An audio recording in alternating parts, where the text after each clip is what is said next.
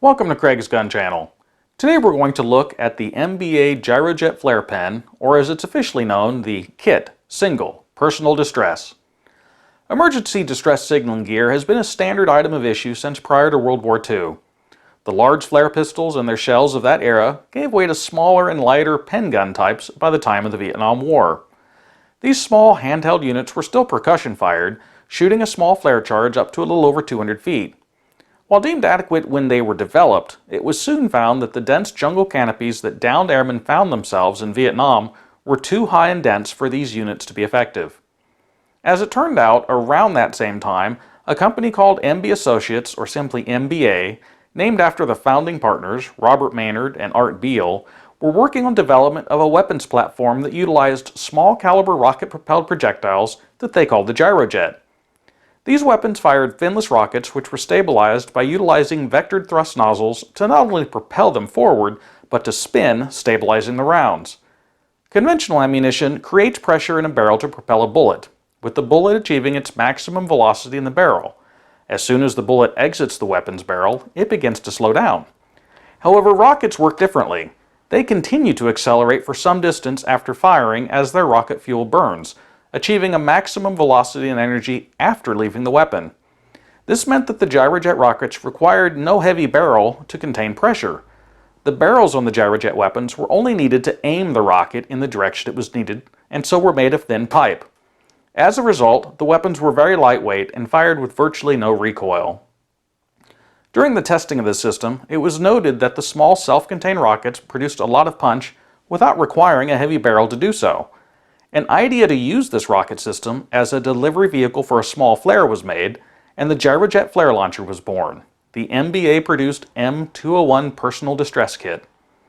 This system utilizes a small handheld launcher fired by a thumb-activated trigger knob.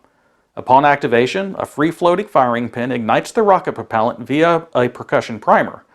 As these rockets were still accelerating for several hundred feet after launch, they were able to penetrate the dense jungle canopy, and after traveling around 600 feet, the flare payload ignites while still ascending, burning for up to 9 seconds at up to 2,500 lumens, achieving a maximum height of up to 1,500 feet. The resulting flare is visible up to 3 miles in daylight or 10 miles at night. Let's take a closer look. And we have here the MBA Personal Distress Flare Kit. It comes usually in just a plastic bag that'd be stapled shut, have the operating card instructions and lot information on it. So once you open that up, of course you have your instructions, you have your flares themselves, and you have the launcher. And the instructions just list very simply the instructions you would follow. Basically there's 4 instructions. First, you always point the launcher up and away from yourself and others when loaded. Insert the signal firmly into the launcher with the nozzle end first and make sure it's pushed all the way in and bottomed out. Raise the loaded launcher above your head and point straight up. Ease the trigger knob to the rear of the channel and release smartly. So this is the trigger knob right here. So to fire the flare, you would simply pull that back and then release. So you'd pull it back and release. Now you can see the firing pin right there, and it is a free floating pin, so it will travel upward, and see if we can see it in there. You can see it moving back and forth there a bit, and basically what that'll do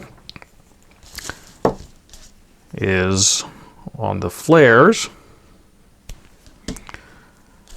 the center of the flare there is a percussion primer, and the firing pin will hit that, which will then ignite the propellant on the inside, and the propellant, the exhaust from the rocket fuel burns, will come out of these 2 nozzles here, which they don't point just straight out. They're actually at an angle. Want to be kind of at an angle like this, and the other side would be at an angle like that. And so what would happen is as it goes through the air, it will spin, and that'll cause the spin stabilization. And that's pretty much it. Now, in operation, you would put the nozzle end into the launcher, There's little metal collets there. There's 4 of them, little finger collets that will friction hold the flare on the inside. And so basically you would just push it in and all the way until it bottoms out. So like that. And then you would pull the firing pin back and release, and that would launch the flare.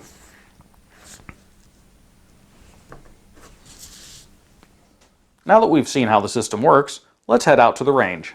And this is the MBA Gyrojet flare.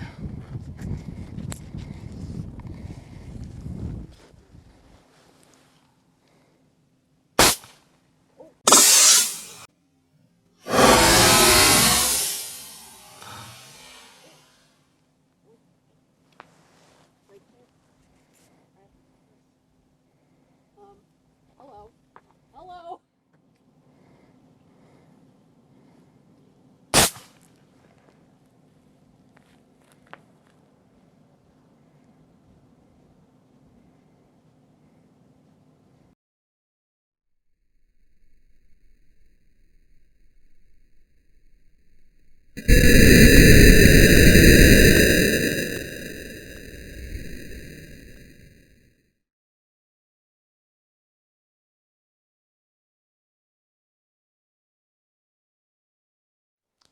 Even though these flares are surplus, produced over 45 years ago, they still worked as designed. They fired off with no recoil and were fairly quiet. You could hear the snap of the primer as it ignited the rocket fuel, and the whoosh of air as the fuel ignites, shooting the rocket off. A short time later, you see the red flare high up in the sky as it ignites. MBA never could refine the Gyrojet weapons into a marketable, successful system. Poor accuracy and high ammunition cost doomed them to failure. The flare system was their only true success with military contracts, and MBA produced them into the 80s when they eventually closed their doors. Today, these flare systems are still in use by the military and are produced by Security Signals Incorporated. While new units are limited to military or law enforcement, you can still find them as surplus items from time to time, but be prepared for sticker shock. Individual flare prices of $35 or more are not uncommon. Should you acquire some, please remember that these are military surplus items. I've read resources which list the energy developed by these flares at engine burnout as at being nearly 480 foot-pounds. While I'm not able to confirm that, it should go without saying that these are definitely not toys and should be handled with the same level of care as any weapon system. I hope that this information is of value, and if you like the video, I would ask that you hit the like button and subscribe if you want to continue to see more like this. I value your comments and feedback, and as always, until next week, stay safe.